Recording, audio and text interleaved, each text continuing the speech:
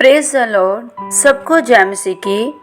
आइए मेरे भाई बहनों, आज हम बाइबल में एक कहानी सुनते हैं जो कि एक बहादुर रानी एस्तर की है। रानी एस्तर। आइए हम एजरा के यरूशलेम जाने से कुछ साल पहले की बात करें। उस समय फारस नाम के देश में दो इजरायलियों को ऊंचे ऊंचे पद दिए गए। एक थी एस्तर और दूसरा उसका चचेरा भाई मोर्देकै। एस्तर उस देश की रानी थी और मोर्देकै वहां का प्रधानमंत्री।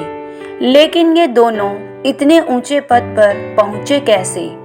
एस्तर बहुत छोटी थी जब उसके माता पिता की मौत हो गई। उसे मोर्देकै ने ही पाल पोस कर बड़ा किया। मोर्देकै फारस के राजा शरेश के महल में काम करता था।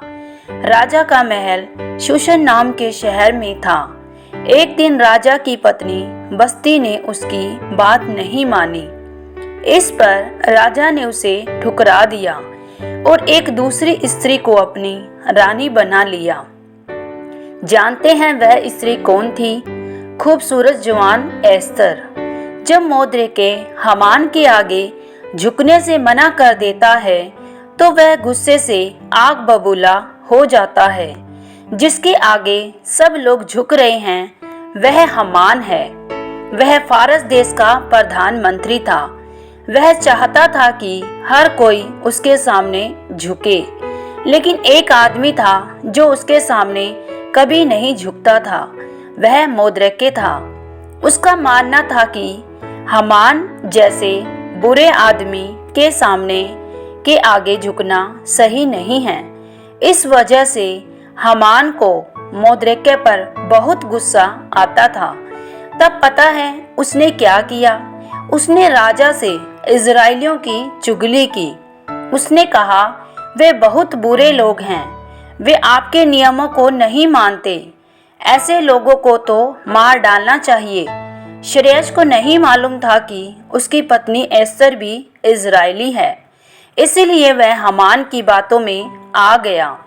उसने आज्ञा दी कि फला दिन सभी इजरायलियों को मौत के घाट उतार दिया जाए। जब मोर्देकै को इस बात की खबर मिली तो उसके दिन का चैन और रातों की नींद उड़ गई। उसने फौरन एस्तर के पास संदेश भेजा, अब तुम ही राजा से बात करके हमारी जान बचा सकती हो। अब एस्तर क्या करती? राजा के पास जाना तो अपनी मौत को दावत देना था। क्योंकि फारस में एक नियम था कि कोई भी तब तक राजा से मिलने नहीं जा सकता जब तक कि राजा खुद उसे न बुलाए।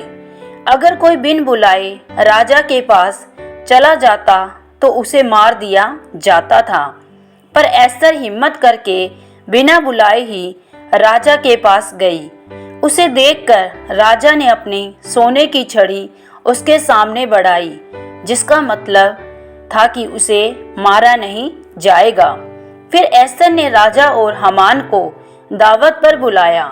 खाने के वक्त राजा ने एस्तर से पूछा, कहो तुम क्या चाहती हो? एस्तर ने कहा कि वह तभी बताएगी अगर राजा और हामान अगले दिन भी दावत में आए। अगले दिन खाने के वक्त एस्तर ने राजा से कहा, मेरी और मेरे लोगों की जान खतरे में है। हमें मार डालने की साजिश रची गई है। यह सुनते ही राजा भड़क उठा और बोला, कौन है वह? किसकी इतनी जुर्रत?